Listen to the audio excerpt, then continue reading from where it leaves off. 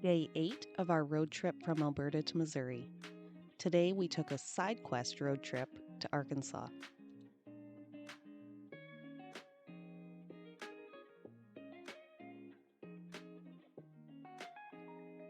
Our first stop was at Blue Spring Heritage Center. It is a historic bluff shelter of the Cherokee people during the Trail of Tears. For those that have never heard of the Trail of Tears, it was an ethnic cleansing and forced displacement of approximately 60,000 people of the 5 civilized tribes between 1830 and 1850 by the United States government. They were forcibly removed from their ancestral homelands in the southeastern United States to newly designated Indian Territory west of the Mississippi River after the passage of the Indian Removal Act in 1830. The Cherokee removal in 1838 was brought on by the discovery of gold near Georgia in 1828, resulting in the Georgia Gold Rush. In March 1839, Blue Spring became a respite and renewal site for the Cherokee people during their forced march from Georgia. In the American Indian oral tradition, stories were long told about the spring, so many on the route knew to stop at the Blue Spring for hope and healing on the journey with impossible odds. The lagoon overflows into the White River, replenishing the area with some of the purest water in the region, according to a recent study.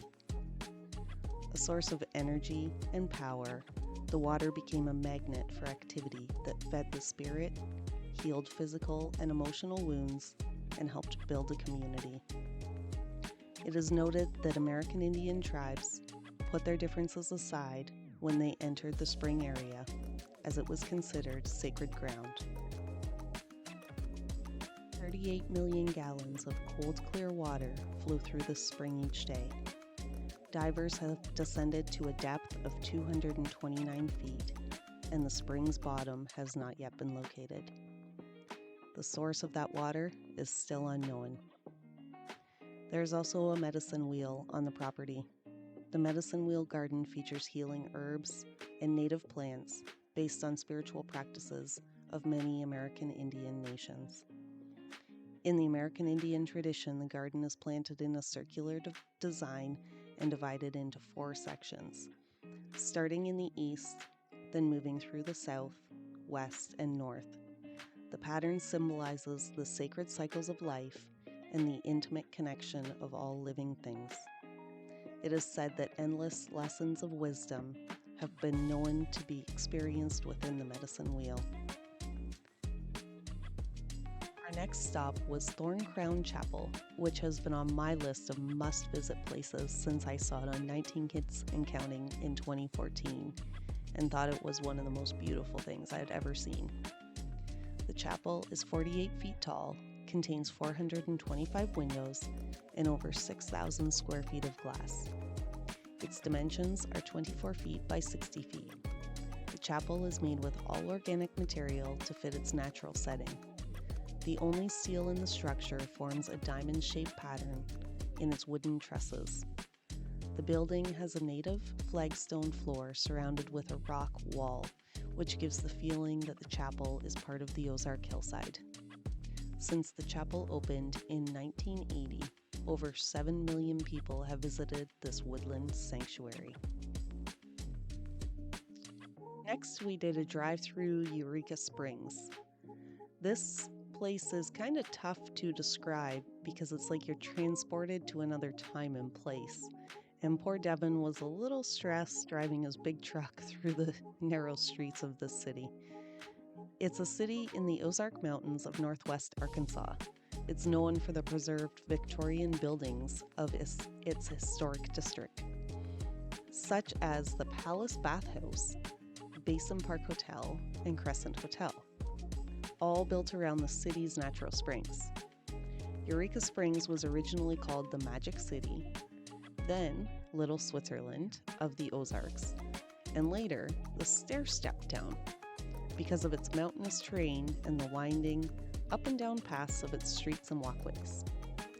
It's a tourist destination for its unique character as a Victorian resort, which first attracted visitors to use its then believed healing springs. The city has steep, winding streets filled with Victorian-style cottages and manors.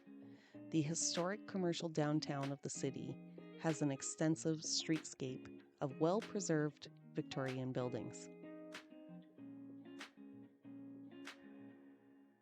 We then went to Turpentine Creek Wildlife Refuge.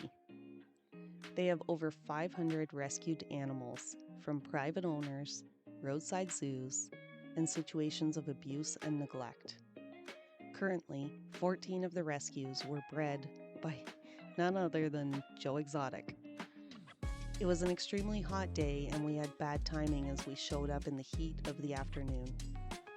We did get to see a little bit of action as we walked around, and then we took a tram tour.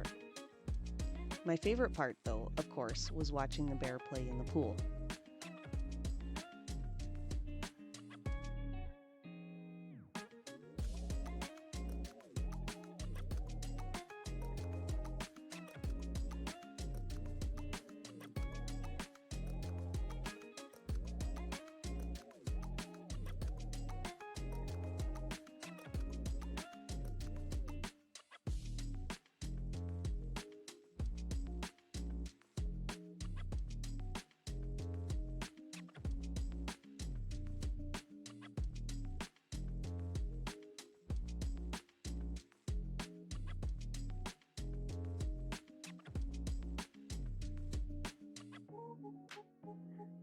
We then started to make our way back to Tommy and Lisa's.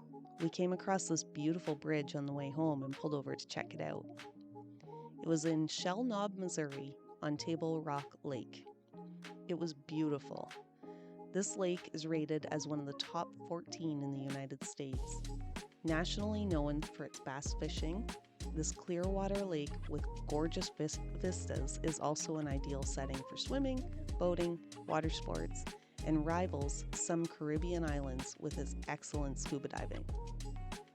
It is a man-made lake that covers over 40,000 surface acres, creating more shoreline than the state of California, with over 800 miles of shoreline. Designed, built, and operated by the U.S. Army Corps of Engineers, the lake is impounded by Table Rock Dam, which was constructed from 1954 to 1958 on the White River. The original purpose of the reservoir was flood control on the White River. The lake derives its name from the rock formation resembling a table at a small community of Table Rock, where the actual dam was built. You'll see more of this lake in an upcoming video. We made our way back to Tommy and Lisa's, where the camper was cooking around 100 degrees.